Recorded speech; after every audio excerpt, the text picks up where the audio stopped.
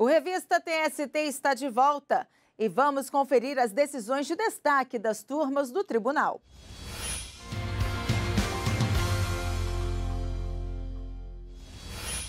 O Giro de Notícias começa com o julgamento da quarta turma. O Esporte Clube Internacional não terá de pagar horas extras e adicional noturno a um segurança que trabalhou em jogos e eventos após a jornada de trabalho. O TRT, no Rio Grande do Sul, havia mantido a sentença que condenou o clube.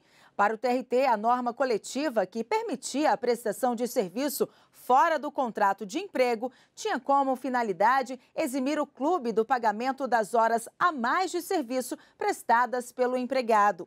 O clube então recorreu ao TST. Para o relator, na quarta turma, ministro Alexandre Ramos, as cláusulas de um acordo coletivo não podem ser analisadas de forma individualizada, pois cada uma se vincula ao equilíbrio da negociação, que visa um resultado benéfico às partes. O ministro destacou ainda que a Constituição da República reconhece a validade da negociação coletiva em respeito ao princípio da autonomia coletiva privada dos sindicatos e admite a possibilidade de pactuar até mesmo a redução de direitos trabalhistas. A decisão foi unânime.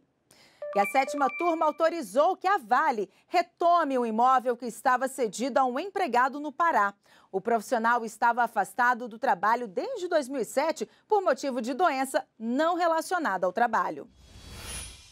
O Tribunal Regional do Trabalho da 8ª Região, que abrange Pará e Amapá, havia mantido a sentença que negou o pedido de reintegração de posse feito pela Vale. O TRT entendeu que a retirada dos benefícios concedidos ao empregado afetaria direitos e garantias fundamentais, como a dignidade da pessoa humana. O empregado foi contratado em 1985 pela Vale como operador mecânico. Na reclamação trabalhista, ele contou que trabalhava exposto ao sol, chuva, frio, poeira química e que não recebia os equipamentos de proteção individual adequados.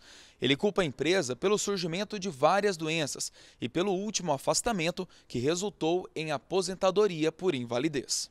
O caso chegou ao Tribunal Superior do Trabalho. O relator do recurso da Vale na sétima turma, ministro Vieira de Mello Filho, destacou que a postura do TST tem sido a de impedir a saída do empregado doente do imóvel cedido pela empresa.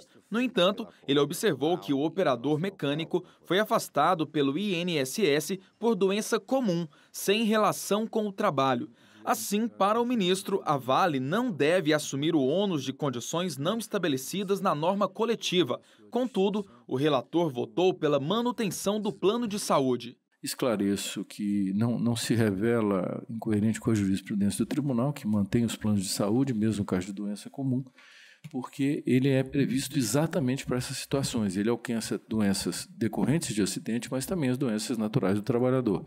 Por isso que foi feita a limitação ao plano de saúde. Assim, por unanimidade, a sétima turma autorizou a reintegração de posse pela empresa e a retirada dos demais benefícios concedidos ao empregado, exceto o plano de saúde.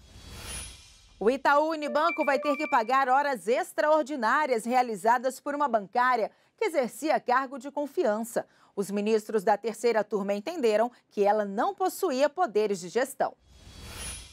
Testemunhas relataram que a empregada coordenava o arquivo de um dos setores do Banco Itaú, mas não era autoridade máxima. Em primeiro grau, ela conseguiu sentença favorável. Mas o Tribunal Regional do Trabalho da 2ª Região em São Paulo excluiu o pagamento de horas extras da condenação. Para o TRT, o caso se enquadra na exceção prevista na Consolidação das Leis do Trabalho. De acordo com o artigo 62, inciso 2 da CLT, não estão abrangidos pelo limite de jornada os gerentes, assim considerados os exercentes de cargos de gestão, aos quais se equiparam os diretores e chefes de departamento ou filial. Após recurso de revista da bancária, o caso chegou ao Tribunal Superior do Trabalho. O relator na terceira turma, ministro Maurício Godinho, observou que a caracterização do cargo de confiança do bancário é específica e deriva do artigo 224, parágrafo 2º da CLT. O artigo define que a duração normal do trabalho dos empregados em bancos, casas bancárias e Caixa Econômica Federal será de 6 horas contínuas nos dias úteis, com exceção dos sábados, perfazendo um total de 30 horas de trabalho por semana.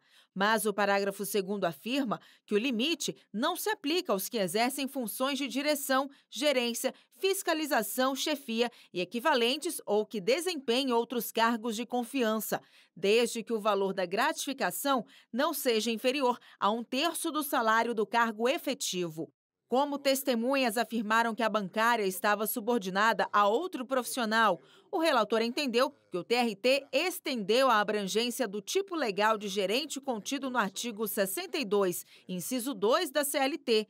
Por unanimidade, a turma restabeleceu a condenação ao pagamento de horas extras, assim consideradas as excedentes à 8ª diária e à 44ª semanal. E o Giro de Notícias segue agora para a segunda turma. A ONG Verde Vida vai ter que indenizar uma ajudante de produção que teve agravada doença degenerativa devido ao trabalho de separar materiais recicláveis. Os juízos de 1º e 2º grau haviam negado a indenização à profissional. Entenderam que o ônus de comprovar que as atividades na ONG teriam contribuído para desencadear a doença seria da empregada. O caso chegou ao TST. A relatora, ministra Maria Helena Malman, seguiu o entendimento consolidado de que nos casos que envolvam doenças de origem degenerativa, o fato de as condições de trabalho agravarem o quadro é suficiente para configurar o dever de indenizar. A profissional vai receber R$20 mil por dano moral e R$40 mil por dano material. Quer conferir mais casos julgados pelo Tribunal Superior do Trabalho? Então acesse o portal de notícias do TST. Diariamente são publicadas notícias sobre os principais julgamentos e atividades realizadas pelo tribunal. Na página também é possível acompanhar as sessões em tempo real e conferir processos em andamento. O endereço é tst.jus.br.